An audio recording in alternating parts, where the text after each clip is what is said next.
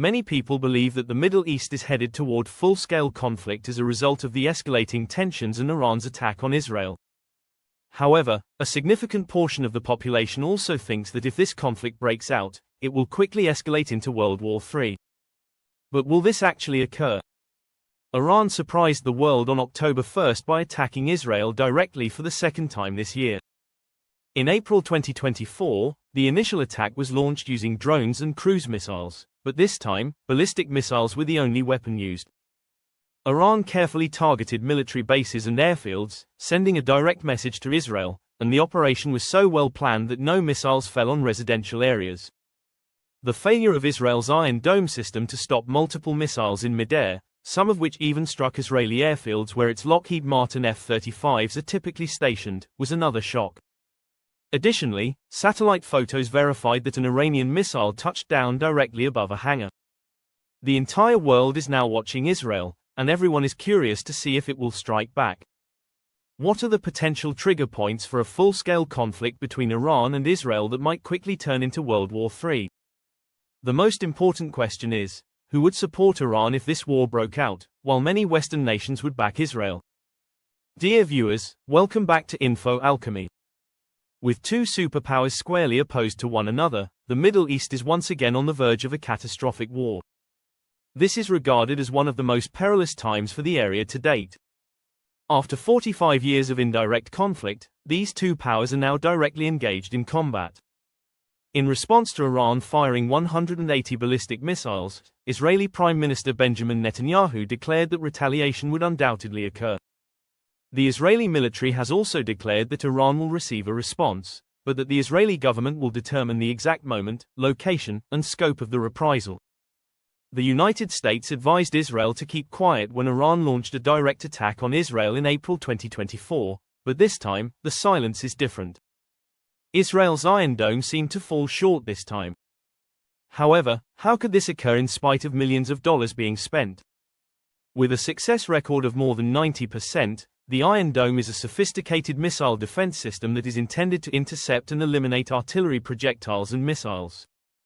It is regarded as being extremely accurate and effective. A significant portion of launched rockets and missiles can be intercepted and destroyed by the Iron Dome. Because of the Iron Dome's limited capacity to intercept up to 80 missiles at once, Iran launched more than twice as many missiles as it could. Given that Israel has never failed to respond to an attack in its history, it appears probable that it will do so this time as well. Israel also launched a missile attack on an Iranian airbase in retaliation for the April attacks, but it was so insignificant in comparison to Iran's 170 drones and 30 cruise missiles that it was not reported in the media, and for days it was unclear if the attack was carried out by Israel or someone else. Right now, Israeli strategists are probably discussing not just where and when to attack Iran, but also how forceful the reaction should be. Israel's three primary aims are: the first would be a traditional military assault on the Iranian sites from where the ballistic missiles were fired. These might serve as command and control facilities or launch pads, and any senior figure organizing an assault on Israel might also be the target. The economy of Iran is the second target, which includes locations that might have a big influence on it, like shipping ports, petrochemical or power plants, and oil resources. As Iran primarily attacked Israeli military installations, Israel might not attack civilian regions. Thus, experts say this might not be the greatest target for Israel because it would hurt Iran's civilian population. Iran's nuclear program is the third and most hazardous target. The United States has been imposing sanctions on Iran for a long time because of this program. Although Iran isn't officially in possession of nuclear technology yet, they are undoubtedly developing it quickly. Only 0.7% of natural uranium includes an isotope that is utilized to create nuclear bombs. The concentration of this isotope, known as U-235, must be at least 20% in order to create a nuclear bomb. A concentration of 0.7% is insufficient. Uranium enrichment is the term used to describe this process of raising the concentration. According to the United States, Israel, and other nations, Iran is enriching uranium in its covert nuclear facilities and is very near to accomplishing its objective, which would allow it to effectively produce a nuclear bomb. They think Iran might impose its decisions on the rest of the globe if it were to obtain a nuclear weapon. Iran has been working on uranium enrichment for years at these nuclear sites, which is why Israel might target them.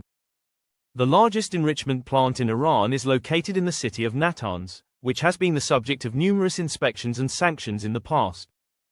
Near Fordow is another extremely hazardous plant that has been buried in the mountains to keep out bombing.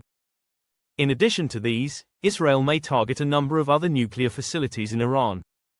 Israel may not be concerned about attacking Iran, but the repercussions could be much more dire.